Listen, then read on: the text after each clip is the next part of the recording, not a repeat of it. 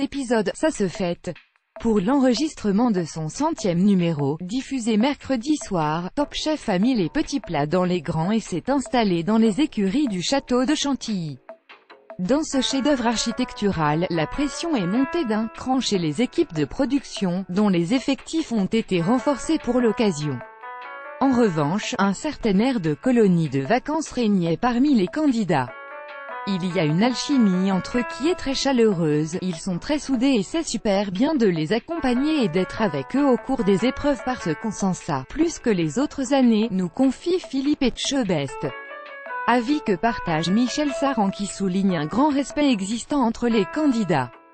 Une bonne ambiance venant également des juges qui, saison après saison, ne perdent pas leur complicité et leur bienveillance. Hélène Darroze, Philippe Etchebest et Michel Saran sont ainsi non seulement dans le jugement mais aussi dans le conseil. Hélène Darroze se félicite ainsi que le programme centenaire attire toujours plus de chefs de renom, ils sont tous scotchés par le niveau des candidats, le sérieux du concours, le niveau des épreuves, une émission de partage dans cet épisode spécial, les 6 candidats restants doivent préparer sans bouchées salées et sucrées, désosser un oiseau par le dos, foncer une tarte élachiquetée, faire un pochage Saint-Honoré et enfin réaliser un taillage de champignons. Tout cela sous le regard de 100 des meilleurs ouvriers de France. La venue de ces ouvriers de talent représente un immense challenge. C'est un peu comme quand le guide Michelin vient, on ne rigole plus, indique Hélène Darroze. Plus grand que à lire aussi, pourquoi les chefs de Top Chef mangent froid, et pourquoi ça ne les dérange pas. On démontre aujourd'hui que l'excellence est plurielle, estime Gérard Rapp, le président de la Société nationale des meilleurs ouvriers de France.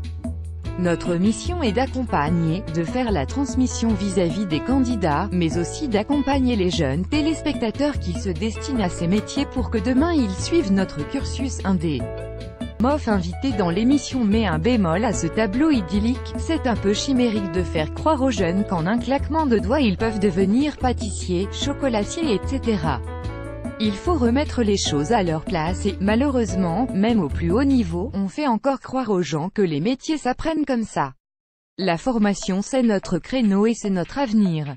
Affirmer Top Chef comme un label du monde culinaire. Si Top Chef ne fabrique pas des chefs à partir de zéro, les 3 juges affirment que l'émission fait énormément progresser les candidats. Notamment au travers d'épreuves comme celle des MOF, l'idée c'est de les faire évoluer à travers le concours et on voit au fur et à mesure des épreuves que ça monte.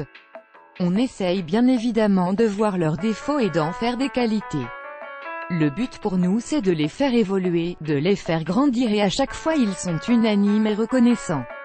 Ils nous disent, on a pris 3 ans d'expérience en 6 semaines, plus grand que à lire aussi, on nous ment. Après 1 heure en cuisine avec les chefs de Top Chef, on les a trouvés gentils et s'il est exact qu'on apprend surtout de ses erreurs, l'épreuve du 100e épisode a été particulièrement utile. Un candidat en particulier a perdu tous ses moyens face à l'épreuve du désossage de l'oiseau. Les MOF se sont indignés de son abandon face à une tâche qu'ils ont tous dû faire un jour, on ne baisse pas les bras dans ce métier.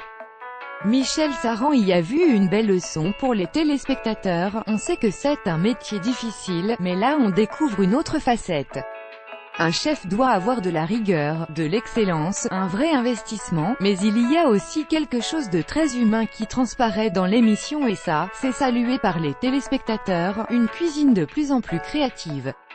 Au détriment de la technique. Pour un autre MOF c'est également l'occasion de mettre quelques points sur les i. Dans « Meilleurs ouvriers de France », il y a le mot « ouvrier » et moi je suis fier d'être ouvrier parce qu'ouvrier c'est noble. Il y en a marre de tous ces directeurs de machin chouette truc bidule, on est des ouvriers, on travaille avec les mains et surtout avec le cœur et les MOF ont remarqué chez les candidats un réel manque de technique de base même s'ils restent conscients de la difficulté du concours et du stress que représente le fait d'être filmé pour la télévision. Hélène Darroze en a également conscience, moi je sais que je n'ai pas les candidats les plus techniques donc je leur ai surtout donné le conseil de prendre du plaisir, d'être eux-mêmes et d'aller au plus profond de donner le meilleur d'eux-mêmes. Cette année Top Chef a déjà parmi ses petits chouchous un candidat qui étonne par sa grande créativité mais qui agace par son manque de technique. Il reste quelques épisodes encore pour savoir si les juges privilégieront la maîtrise des bases ou s'ils se laisseront envoûter par l'imagination.